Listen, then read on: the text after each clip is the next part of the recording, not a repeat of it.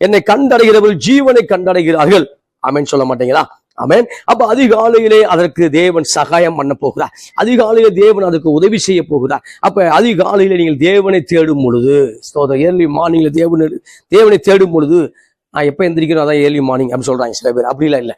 அதிகாலையில தேவனை தேடும் பொழுது தேவன் அந்த நாளுக்கு தேவையான ஆற்றலை தருகிறார், அந்த நாளுக்கு தேவையான ஞானத்தை தருகிறார், அந்த நாளுக்கு தேவையான பிரசன்னத்தை தருகிறார், அந்த நாளுக்கு தேவையான வார்த்தையை தருகிறார், அந்த நாளுக்கு தேவையான தப்பி ஓடக்கூடிய பலனை தருகிறார், அந்த நாளுக்கு தேவையான கிருபையை தருகிறார். இப்ப வசனம் சொல்லுகிறது தேவன் அது நடுவிலே இருக்கிறார். எது நடுவில் இருக்காரு?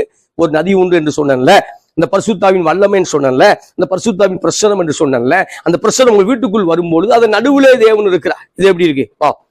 அது நடுவில் தேவன் இருக்கிறார், அது அசையாது. அப்ப அதுக்கு முன்றாய் பார்க்கும்போது 46ஆம் சங்கீதம் 2:3 பார்க்கும்பொழுது அசைந்தது.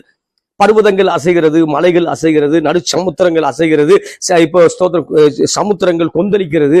ஆனால் தேவனுடைய வார்த்தை யாருக்கு உள்ள வருகிறதோ அந்த மனிதன் ஸ்தோத்திரம் கண்மலை போல் அசையாமல் இருப்பான். ஆமென் சொல்லுங்களேன். அந்த கண்மலை இயேசு, அந்த இயேசு என்னைக்குமே ஐயோ எனக்கு பயமா இருக்குன்னு சொன்னதில்லை.